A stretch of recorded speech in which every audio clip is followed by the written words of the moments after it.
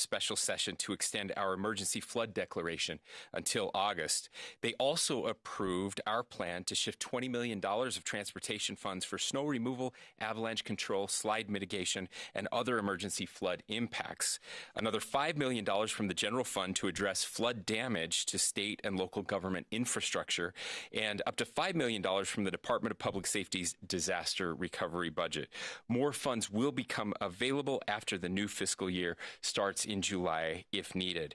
This will help ensure we have the resources in place to respond quickly to the flooding that we are seeing throughout the state. We know that temperatures are rising, and the next week or two will test some of our infrastructure.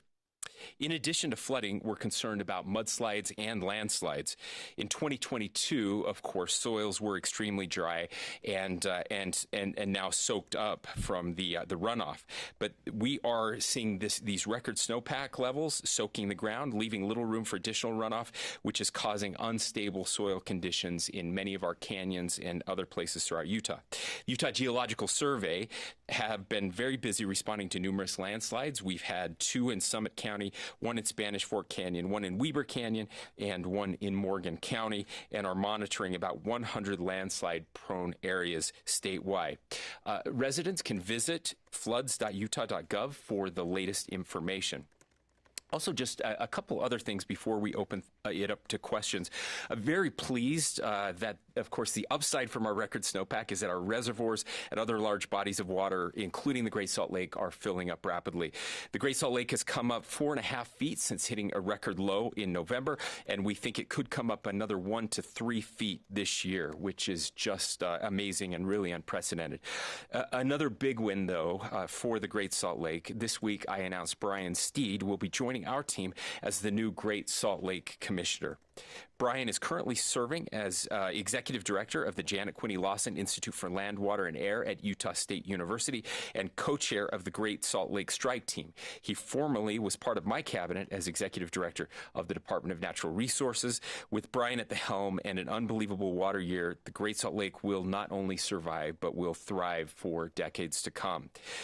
Just one final note. I am very fond of bragging about our state. I love to talk about us being the best state in the nation, and that's what governors do. But it was really nice a couple weeks ago to have U.S. News and World Report confirm that, looking at several different categories and over 70 different metrics, adding them all together and ranking Utah #1 in its annual or semi-annual best states ranking. Yesterday, the Milken Institute ranked Provo-Orem as the best performing large city in America, and Logan and St. George in the top 3 best small cities. Again, things that all Utahns can be very proud of. It's not just our strong economy and our quality of life that make Utah so special. In fact, more importantly, it's the people. And so I want to thank all Utahns in our communities who are working together to innovate, bring people together, and solve problems. With that, I'm happy to take questions. Governor, on the special session yesterday, is that enough money to handle potential flooding, or do you think lawmakers will just be right back there in another special session a month or 2 or 3 down the road? Yeah, I certainly hope that we won't have them back. We've been looking very closely at what's happened, the monies that have been spent. We know how much water is left in the mountains. Again, most of the runoff in southern Utah is past its peak, so it's really central Utah, northern Utah that are at risk right now. We've looked at the long-term forecast as best we can to see what we might be dealing with. We know where those trouble spots are right now, and so we feel pretty good about the funding that's available. Again, we start a new fiscal year on July 1, so there will be more money available on July 1 that we can tap into without a special session if we need it.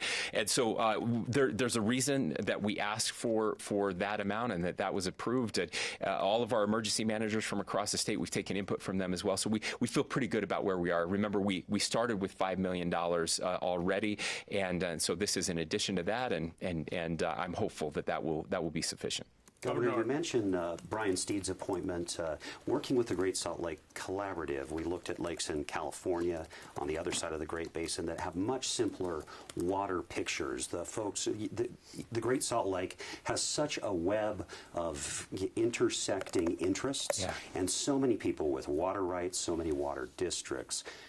how much power is Brian Steed going to have to work with those folks? How much leverage will he have to really save the lake? Yeah, Max, it's a really good question. And by the way, that's one of the questions that Brian asked me when I was trying to convince him to take this job. And so the answer is that this position is really unprecedented. We've never had a position like this.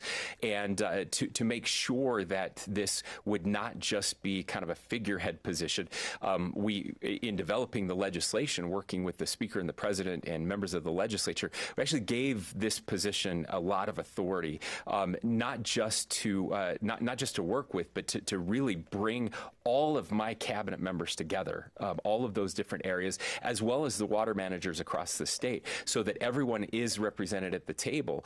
And then he also reports directly to me. So I feel like I have a significant amount of authority and leverage, and so I get to be the leverage for him in many of those discussions, and he has my full support, as does he have the support. This was very rare. We did something unique in this legislation that I don't think we've done anywhere else, and that is that the Speaker and the President were also involved in the selection process. We usually don't do that. Usually the governor appoints and the Senate confirms, right? That's the way things are done. But we felt this position was so important, and we wanted the buy-in not just of the executive branch, but of the legislative branch as well. And so we wanted to make sure that they had a seat at the table. That's why we all agreed to do something like that.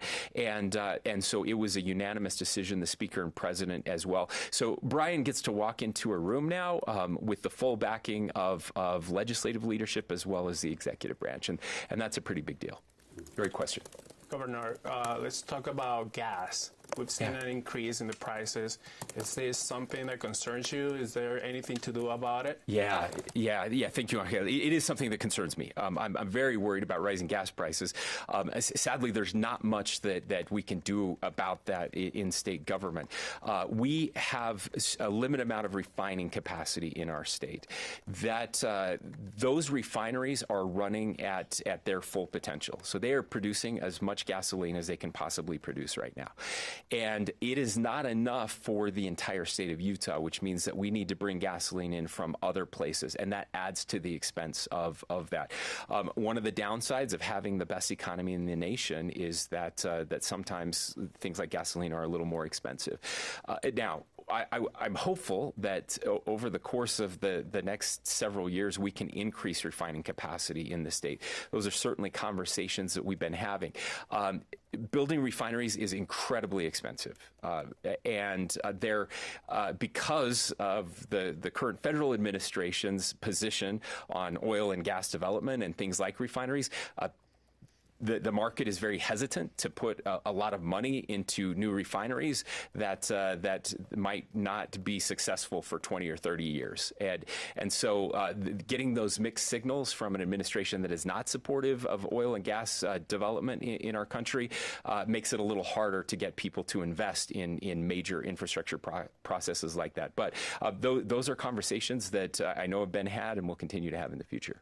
Governor, during the special session yesterday, it seemed like there was some concern or distrust from some lawmakers about emergency powers.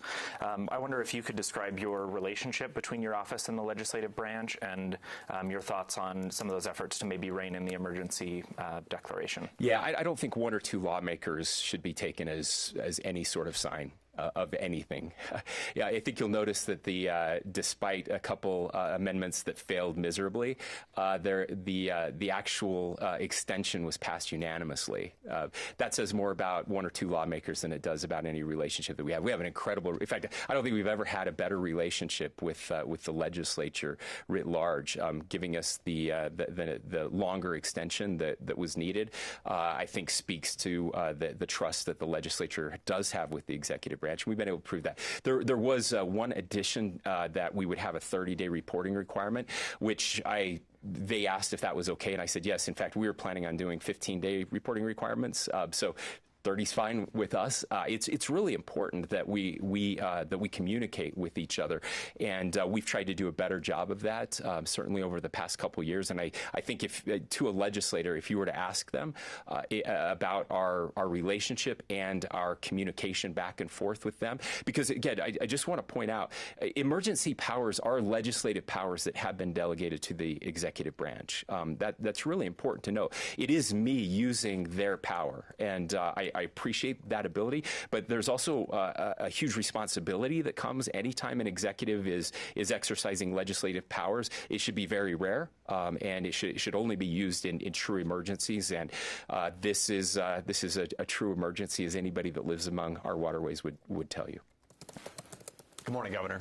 Good morning. So, a lot of money yesterday, not a huge amount of money when we think about infrastructure money. Is there any opportunity for the municipalities to tap into those resources? Do you see a way that this is going to get down to the towns and cities directly, or is it going to happen all at the state level? No, Jeff, in fact, a lot of this will go directly to the cities and towns, and it's to help reimburse them for some of their efforts to keep their citizens safe. That's what we've done with some of the $5 million we've already had. Of course, we want to get state resources to them as they need those, but they're expending their own resources in this, and we want to help them in that effort. We won't be able to pay for everything, but certainly we can pay for some of that. Like, what are cities and towns asking you for? Obviously, originally we've been asked extensively for sandbags. That was first and foremost, and so that first $5 million, most of that went to sandbags, and those have been distributed all across the state. We will, I'm sure, we'll have requests for heavy equipment as they've had to move heavy equipment in to deepen channels or remove obstructions. There will be a possibility of having to tear out some culverts and bridges. When the water gets too high, the best thing to do is actually remove the culverts so that it doesn't now flood into neighborhoods, right? So you can keep that channel open because there's a little bit of a bottleneck there. And so I'm assuming we'll get some requests there as well over time. Thank you. Yeah, thanks, Governor, in my goal to ask just questions about people named Brian, you also appointed Brian Redd as the head of corrections. Correct. Yes, it's been a week of Brian's. Yes, it has. And we've been looking at the new prison and at healthcare issues there, at safety issues there. And Brian Redd doesn't come from a corrections background, and also some criticism about not conducting a national search. Why not? Why him? Well, there's a couple reasons. One, Brian is one of the best and most competent public servants that I've ever engaged with. I had an opportunity to work very closely with him. This was not a quick decision. This was not something that just happened overnight. We worked very closely with Brian over the course of many years in his former capacity with the Department of Public Safety. So Brian is no stranger to law enforcement. He's no stranger to corrections. He has been very successful in his role there. He did leave to go into the private sector, where he was employed at Goldman Sachs for a couple years and expressed a desire to come back to the state of Utah. I can assure you that everyone who knows Brian at all, both in and out of corrections, and has had any conversation with me has lauded the pick as a brilliant one. Brian has exactly the educational background, the experience that we need in this position right now. I've had people from inside of corrections who have reached out to us and just thanked us over and over again for picking someone like Brian as they've gotten to know him and been able to spend time with him. And so I'm very optimistic. I'm very excited. There were, Max, you mentioned the healthcare piece of that and some of the struggles that we've had on the delivery side. I don't know that it got a lot of attention, but we did through this legislative process. We are changing the way that those services are going to be delivered. Instead of having corrections officials delivering health care within the system, we will have officials that will be overseen by the Department of Health and Human Services, which makes much more sense to me anyway, that you would have healthcare professionals delivering health care instead of corrections professionals overseeing the health care. And so Brian Redd is very familiar with the changes that we've made and very supportive of that model. He met with legislative leadership yesterday. My understanding is they had a great discussion. He's been working to lay out his vision of corrections moving forward, and I could not be more excited. I assure you, doing a national search would not have returned anybody with the capacity and the qualifications of Brian Redd, and he's somebody again that knows the system inside and out and lives here already. Governor, what are your thoughts on the proposed expansion of I-15? Where? Farmington to Salt Lake. Okay, yeah. Look, so I would love to not ever have to expand our freeways, but we are a growing state, and we do so always very cautiously, and with an understanding that we will never be able to add enough freeway lanes over the course of time to meet all of our needs as a state. And so I think you have to put that decision in context with other decisions that are being made as well, and that is additional investment in transit, for sure, making sure that we are looking at other ways of increasing the ability of other infrastructure projects that will increase the ability of people to get where they need to go as quickly as possible. And yet we know that we have to expand north to match what has already been done south of Salt Lake City. So this is something that has been planned for a long time. It will not solve all of our problems, and I assure you that UDOT and UTA are also very aware that this is not, we can't just keep adding freeway lanes. So this expansion is very important. But one of the changes that we made last year that I think is also very important is to give the planning for transit expansion, move that under UDOT when it comes to major expenditures from the state.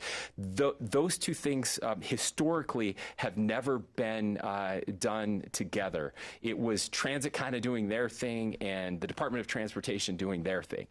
For the first time in our state's history now, transit and the Department of Transportation aren't just talking, but they're actually planning together and making decisions going forward. And so I think you'll start to see over the course of the next couple of years a much more integrated system, and that's something that I support and I'm excited about. Governor, on transit, UDOT says it'll take minimum 6 years to finish the front runner double track, about as long as it took the U.S. to reach the moon. Yeah. Are you comfortable with the pace of improvement? I'm not comfortable with the pace of building anything in this country, and that's very frustrating to me.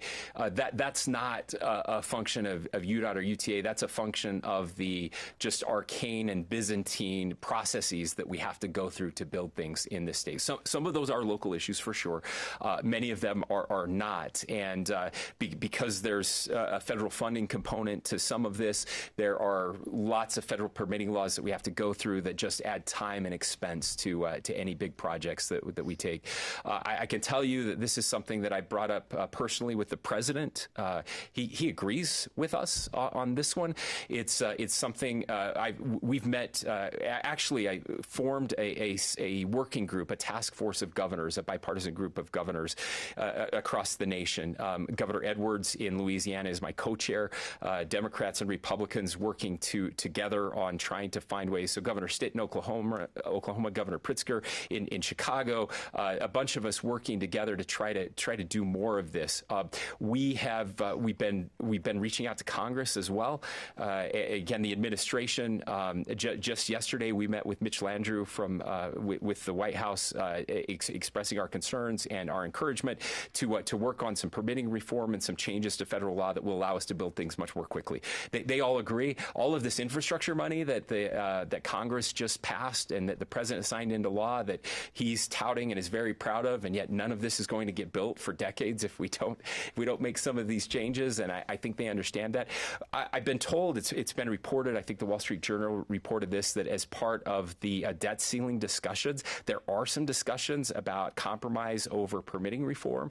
And that may be too much to ask for, but it seems like this is one of those rare things that Republicans and Democrats agree on, at least in principle, if not on the execution of that. So I'm hoping that over the course of the next year we'll see some major changes. But we have the money. That's what's frustrating. You have the money, but you can't build it, and it's maddening to me that we could. The one that comes up often is maybe it was one of the big buildings. I don't remember which one in New York that was built in like a year, and now it takes us it takes us 10 years to get a permit to build a building. That's very frustrating to me.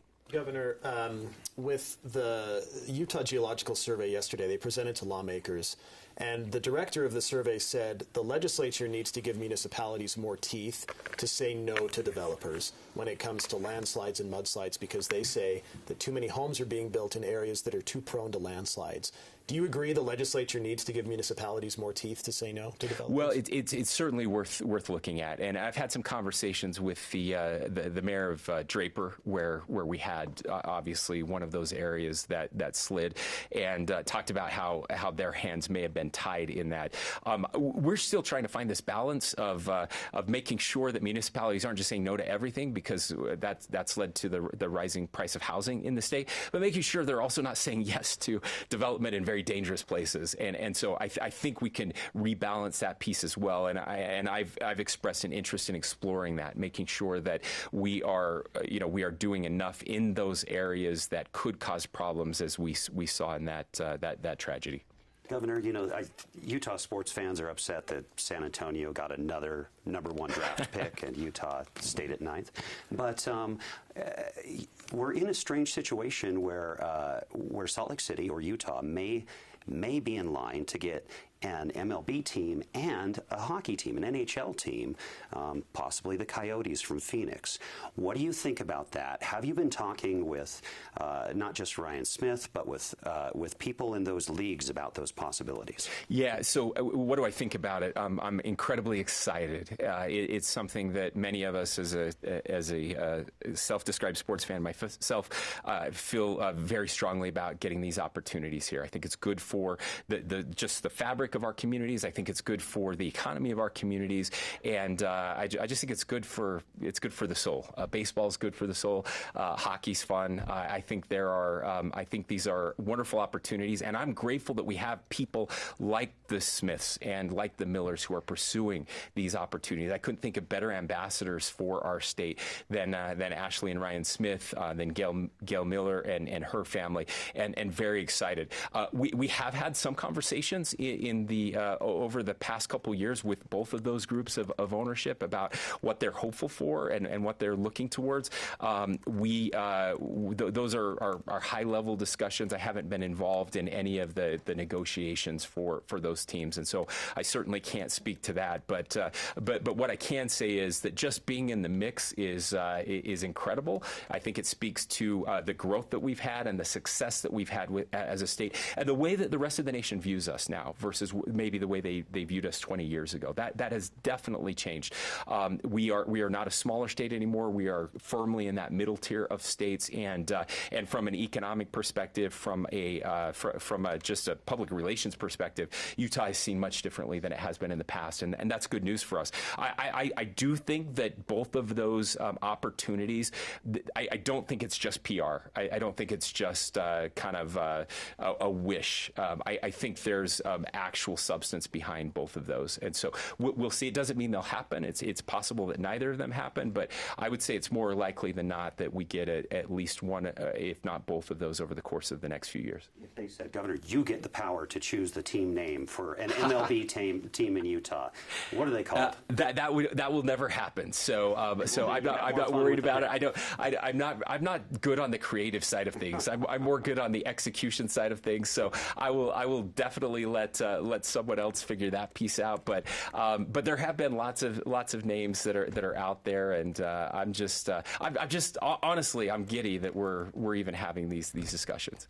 Governor, what do you think about what Governor Ron DeSantis is doing in Florida with these controversial immigration laws?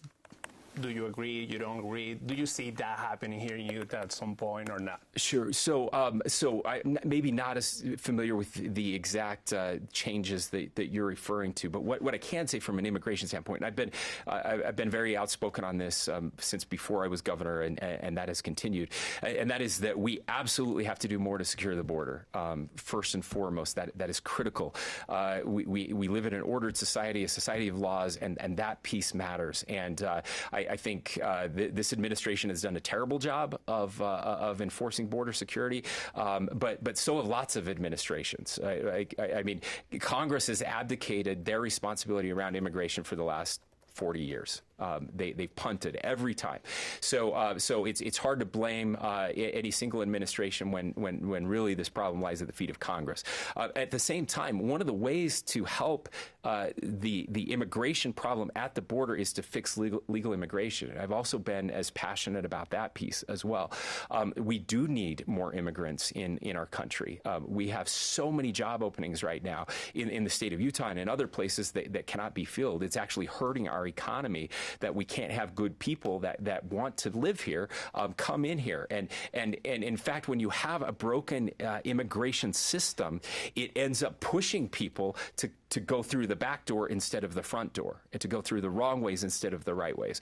And so I don't think those things are mutually exclusive. I don't think that Americans think those things are mutually exclusive. I don't think Republicans think that. I don't think Democrats think that. I think Republicans and Democrats are actually aligned on what we need to do around immigration reform. The only people that don't get this are the politicians, and they are the problem. Congress is the problem right now among immigration. States should not be trying to fix this. The Constitution is very clear that immigration is a federal issue. But states have to step in because these imbeciles in Congress can't get their crap together to do something that everybody knows needs to be done. And that is to protect the border and to fix legal immigration. And all they want to do is get reelected by pointing fingers at each other. And they divide us, and they do it on purpose, and it's embarrassing, and they should all get fired. Okay, Governor, on that is all the time. Sorry to interrupt. That's all the time we have for our television broadcast. Thank you so much for joining us for the Governor's Monthly News Conference. Okay, and I really quickly want to get to Chris. He's joining us remotely, and he does have a question for you. So go ahead, Chris. And good morning, Governor. Good to see you again. Good to see you too, Chris. Great. And because you mentioned the rising reservoirs, Lake Powell is potentially this week going to be above level. You have, obviously, you mentioned flooding. And yet, in the last month, you signed, I think, an emergency declaration about water conservation. So people are fickle. There might be some people who are saying, look, we've got the water. What are we worried about? Yeah, thank you, Chris. Look, I'm going to quote people who came before me, and those very wise people, former governors, have said that in Utah we are either in drought or preparing for the next drought. And so, technically, we are still in drought, although we're not in extreme drought anymore, which is great news. And 1 year does not a 20-year drought solve. So we know that during the course of all of our kids' lifetimes, right over the past 20 years, we've been living through the worst drought in the western United States in over 1,200 years. So since the year 800 AD, according to scientists, this is the worst drought we've had. Now, again, this is, I believe, a literal godsend. This water, the flooding that goes along with it. I was able to be in Moab and to run along the Colorado River and to see it filled to the brim, to the top of the banks, was something I just made my heart sing, Chris. But all of that being said, Lake Powell is not going to fill this year. The Great Salt Lake is not going to fill even up to average this year. So while most of our other reservoirs will fill, that is great news. But that doesn't mean we're out of the woods. I don't know if next year is going to be like 1984, or if it's going to be like 2022, right? I don't know if next year is going to be as bad as the years before, or if it's going to be another really wet year. And so what happens is we conserve, and we've proven we can do this. Over the course of the past 2 years, we've conserved over 10 billion gallons of water. Some estimates close to 20 billion gallons of water. That's unprecedented, and it's amazing. We did okay.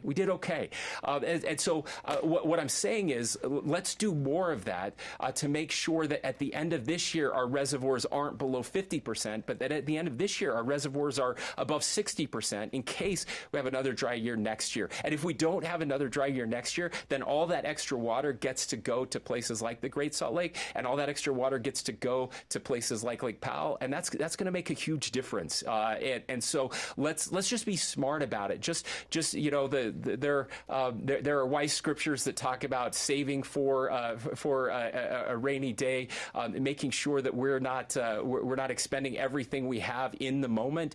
It's just smart for for us to use less water, save it for a dry day, if you will. We can be wiser about these things, and I think Utahns are starting to understand that. We definitely need a shift. We have had excess water in this state for our lifetimes because of decisions that were made before us, because wise people built these incredible reservoir systems, these water distribution systems, and they did so, and that has given us excess water. It has made it so we haven't had to live like other states that have extremely dry climates. However, with the growth of our state now, and with the again with the changes in climate and weather, we now find ourselves at a tipping point where we cannot continue to live the way we have over the course of the past 100+ years. We have to do better, and this is our opportunity to conserve more even in the wet years. Governor, it's been about 18 months since you launched the Utah Sustainable Health Collaborative to help improve costs and health outcomes in the state. I'm wondering what's been achieved over the last 18 months and what's happening right now to help fix the healthcare system. Sure. Yeah. No. Great question. I met with some of the Healthcare Collaborative folks. Gosh, it's been a little over a month ago, and I wish I had my notes in front of me. I'm a little less prepared to answer this question directly. But there were several pieces of legislation that they were working on this year. Some of them passed. Some of them did not. We'll continue to work on those. They're working both with the private sector as well as the public sector. They're working with the nonprofit sector on different ideas that can be implemented to help us reduce those costs. And so it's a heavy lift. We said at the time that this is a decade-long process. We're now just, as you mentioned, a little over a year into that process, and feeling good about the direction that we're heading. So we're going to be running some pilot projects, and we can get more details. I'll get those offline. With Medicaid, that's something that we do have a little bit of control over here in the state. About 30% of the population that has access to some form of government-provided health benefits that we can use to try to have these better outcomes. But what I can tell you is that they're very unified, and we've been so impressed with the Hospital Association here in the state. They're working with doctors and nursing associations as well. They're working on the pharma side of things. That's another big expensive piece of this. Working with private insurance, another area where there's some misaligned incentives, and we're trying to get all of those people in a room and get them all wrangled together and find some ways. So happy to give you a readout and a report on that. I just apologize for not having that in front of me. Governor, on the issue of immigration, you recently signed a letter supporting Texas Governor Greg Abbott's efforts along the southern border. Will Utah be sending resources to the border, which is what Governor Abbott is requesting? Yeah, so we haven't had any direct conversations about resources. We had National Guard at the border last year, so we've kind of taken our turn down there, and other states are taking their turns as well. So we will be having those conversations to see what's needed as we look now with the change in law, see where things are ending up and where what's needed down there. But again, as I mentioned before, very supportive of the effort to protect our border. Governor, thoughts on the housing market right now? A recent report on renting showed that Phoenix, Vegas, Austin have seen really big drops in rent. Yeah. Utah hasn't. Gardner policy says that they're expected to keep going up, albeit modestly compared to what we've seen. Sure. Your thoughts on that as people struggle to pay rent, as they look at the housing market going into the summertime? Yeah, there are a few downsides to having the best state and the best economy in the nation, and this is one of those. I've said many times, and I'll say again, that we have to increase supply, and that's what we're doing. We're very hopeful that the new laws that were passed that went into effect in May, the new funding that doesn't come into effect until July will make an impact. But we know that these changes we're making won't make an impact overnight. You still have to build the stuff, right? And that takes time. And so as we're building more housing stock, as we're building more rental units, and there are lots of rental units coming online over the course of the next 2 years, along the Wasatch Front especially, that's when we hope that we will see things start to go down. The rest of the country is seeing some downturn in large part because of the economy, and our economy is still doing very well here. We're not we're not seeing the same recessionary pressures that are being seen elsewhere. That's a positive, right? If I had to choose, I would rather choose that. But if I really got to choose, I'd rather have both a hot economy and lowering the price, and that's what we're trying to do. And so I'm interested. We will be following very closely what these changes do. I don't think it's enough. I've been asked that. Is there enough funding when it comes to deeply affordable housing? No, but it's a great start. And then two, are we going to see an increase? One of the problems that we're seeing both in housing and a little bit on the rental side is because there's this fear that the economy is slowing down and because interest rates are rising, you now have developers saying, well, we're not going to build right now. And that's the opposite of what we need. Like, we desperately need them to build and start building right now so that as the economy comes back, that we will have new housing stock and new rental stock available. So all of that being said, I'm deeply concerned, but I'm also anxious to see how the changes we've made will influence that inflection point. Governor, speaking of the economy, White House, Congress are talking about a debt ceiling, the fight going on right now. Are you worried about how that, if the government stops spending money, how that's going to affect Utah, and what are you doing to craft a parachute right now? Yeah. So we're obviously worried about that. I think it was my first week on the job as lieutenant governor when the last time the government shut down, the federal government shut down, and that was a very difficult time for people, especially those people who work for the federal government, right? Who were not getting paychecks. We also had issues around our national parks, keeping those national parks open.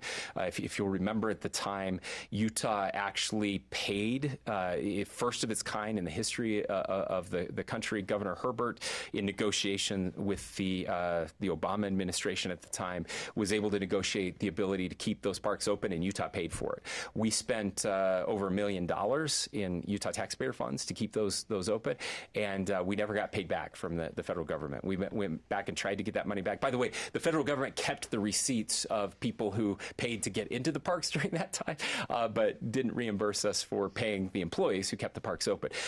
So that being said, we're looking back at what happened during that time to see what we can do to offset that if it happens.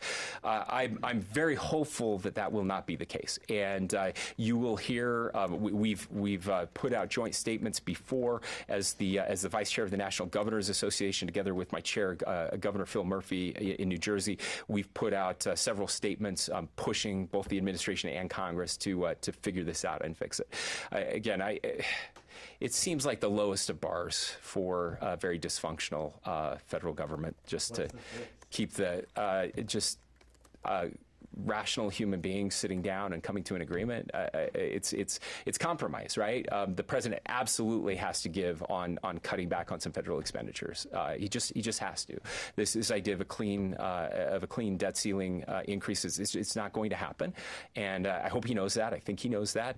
And again, on the House side, on the conservative side of things, we also have to be willing to find some common ground and meet the president somewhere in the middle, so that we all get something we want, but we don't get everything we want, and that's part of the problem today. It's there's this mindset that if you don't get everything you want, then you lose, and you can't give an inch, and the people that get hurt are regular people, and so I'm desperately hopeful that we can not be that stupid. Governor, Pornhub is blocked in Utah, as you're probably aware, and the Free Speech Coalition is suing the state over it. How are you feeling about that lawsuit, and do you know how much this litigation is going to cost? Yeah, I don't know how much the litigation has cost. Probably the same as all the other litigation. I don't think there's anything different or special about this one. There's there's an ability for Pornhub to work with the state, as they did in Louisiana. They've chosen not to do that. That's certainly their choice, and so I think it's. I have no problem with them turning off their service in the state. There's certainly other ways they could do this and work with us, and I hope they would. But we'll defend this lawsuit. I just think it's unconscionable that people would push back on this idea that we wouldn't want to have an age verification system when it comes to something that damaging to young people. Governor, Montana becomes the first state banning TikTok.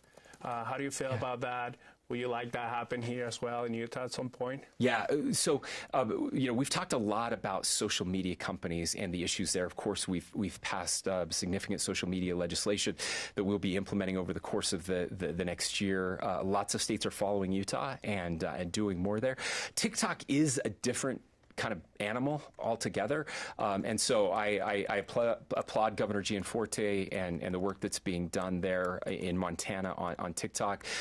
TikTok's different in a couple ways. It's different, of course, in the ties that it has to the Chinese government, which I think have become very clear. We've known that for some time. It's why I banned TikTok on state devices, and also it's different in its addictive algorithms and formats. And I think there was a Wall Street Journal report recently that talked about some of the terrible things that it is pushing towards young people, including suicide ideation and just other really harmful things to our young people, and again the addictive algorithms that are part of that. So I applaud what they did there. We'll be watching that one very closely to see what happens and how that plays out, and to see what the benefits are. But we're going to do everything we can in Utah to protect our children. This legislation that we passed will significantly impact TikTok, and I think in all the right ways. Speaking of social media, I'm just curious because you've been on the Connect Utah tour where you're visiting high schools. Have you been hearing from students about social media, and how do they respond to that? Yeah, I do. I would say in probably half. So I've been to 28 high schools, and talked as part of the presentation. I bring five students up on stage, and they get to ask me any questions they want. Then I get to ask them some questions, and probably close to half the students I've had a question on social media around that, and in every one of those, I asked the student body, so tens of thousands of kids. I asked them, how many of you think that social media is doing significant harm to your generation?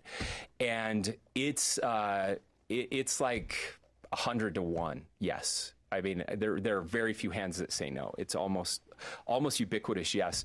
And sometimes the questions, you would expect the questions to be negative, like, Governor, why are you taking away our ability to spend time on social media? And it's mostly the opposite. It's mostly a question about how are you trying to help us prevent the harms that are happening to us with social media. So kids aren't dumb. They get this. It's been really revealing to see their attitudes and their understanding of the challenges that social media is presenting to them. But they also recognize that there are some positives, and I do as well. There are some good parts of social media. Our ability to connect, our ability to stay connected with people that we care deeply about, those matter. And that's not where the social media companies are making their money. That's not what they're using our data for. It's the exact opposite of that. And so we with our kids, we want them to have social media and the good parts of social media while limiting the more challenging parts. Governor, I wanted to ask about the state's legal defense if there is a lawsuit over these social media laws. Sure. You've said before that you think the existing case law was wrongly decided. I'm wondering what cases were wrongly decided, and I mean, the Supreme Court is more conservative now than it was when those cases were being ruled on, and so how does that help the state's legal defense? Yeah, so there will be lawsuits, and I've already said we're going to bring the lawsuit. We're not just changing the law to hold social media companies accountable. We're going to sue social media companies for the damages that they've done to our young people. We've been working with the Attorney General's office. I believe they have a law firm now that they've secured, or they're very close, if they haven't yet, but very close to getting a deal with the firm that will represent the state in those legal proceedings moving forward. So I apologize, I don't have the case law right in front of me, but there were several cases that were decided in the early days of the internet that went to the Supreme Court in which kind of the current framework of the internet and the light regulatory touch that has been applied there. Now, social media didn't even exist when those cases were decided, and certainly any type of big tech kind of monopolistic practices that we're seeing, the addictive features of big tech, algorithms, all of those things none of that existed when those cases were decided, and so I do think it's a very different regulatory time frame. And again, I'm not interested in regulating every corner of the internet. In fact, if you go back and look, the first bill I vetoed as governor was a big tech bill. It was a bill that was trying to tell big tech how to do their business. I vetoed that bill because I disagree with that. But when it comes to our minors, and it comes to and those cases didn't involve kids, that's where we're going to have this fight. And I actually think I don't think it matters, because I think this is neither necessarily a conservative nor a liberal argument or viewpoint. There's a libertarian thread that would say we should not have any regulation whatsoever on the internet, even if it involves minors. And while I often have libertarian tendencies when it comes to our kids, that is not one of them. And so I think having a more conservative Supreme Court now doesn't hurt us at all. I think it actually helps. Any timeline on when that suit might be brought and against which companies? We don't have a timeline yet, nor have we decided on which companies. We'll look at the best fact patterns to hold people accountable, but I would not be surprised if it was most of them, the big players. Governor, a recurring theme as you've been talking through this press conference has been about issues that states are taking on, even as you say, they're a federal government's responsibility. And I'm not a lawyer, but I'm counting three. There's the migration issues, which you touched on and said federal government needs to do this, but interstate commerce. That seems like if anything's interstate, it's the internet. And then also the other was the good faith clause in the Constitution, that the federal government shall not default. Essentially, it's constitutional. You can't default. Correct. So why get pragmatic on that? The president's got to give instead of just saying we're not defaulting. And also on the internet, we're gonna do this, even though constitutionally, it seems like a federal issue. Yeah, look, I've said this before. I am an attorney, Max. At least I was, and I want to be very clear that in most areas, the federal government has overstepped into state boundaries. The states are supposed to be co-equal partners with the federal government. I believe that balance of power has shifted over the course of time, especially through kind of the imperial presidency of the 60s and 70s. We don't need to get into all of that, but there's no question that there has been a shift there. And yet, I also recognize that there are some areas that are definitely in the purview of Congress and where they should take action. But in the absence of action, we have no choice but to step in where we can. So to your point on all of those, immigration very clearly laid out in the Constitution that is a federal issue. We passed comprehensive immigration reform in the state 12 years ago. It all runs together. It was before I was in the legislature, and I think it's brilliant. I think it's a model for what Congress should do. However, both the Obama administration and the Trump administration said they would not allow us to implement our immigration reform, and we knew for sure that was one we would lose because it is so clearly spelled out. And so we had no choice but to put that off to the side, and as such, we are in the mess that we find ourselves today. On this one as well, I've said from the very beginning, I would actually prefer the Congress Act. It would certainly make it easier. Now, these companies do have the ability to change and restrict what happens within a state's borders. So we're not trying to control Facebook or anything else in Arizona or California, only here in the state of Utah. Certainly, it would be easier for those companies and better for all of us if the federal government would do this. I do think that this is one area where we will see something happen.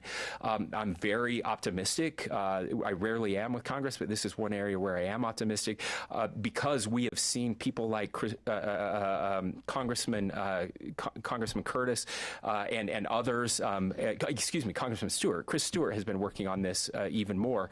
He has proposed legislation the President of the United States, in his State of the Union, said that he supports doing more to protect our kids. There is a bipartisan group of senators who have come out and said, yeah, this is crazy what we're doing. Let's work on this together. So I think there is something, and I would love nothing more for them to fix it and take it out of the realm of the states so that we don't have to deal with this. That makes a lot more sense to me. But I think us doing something pushes them, gives them cover to do it. As more states start to weigh in here, then the cowardly Congress will maybe actually get together and do something. And so I hope this is one of those areas where they will. Okay, and we are out of time. So thank you so much for joining us and answering all of our questions. You're very welcome. Thanks, everybody. Have a great day. Stay safe out there. Thank you.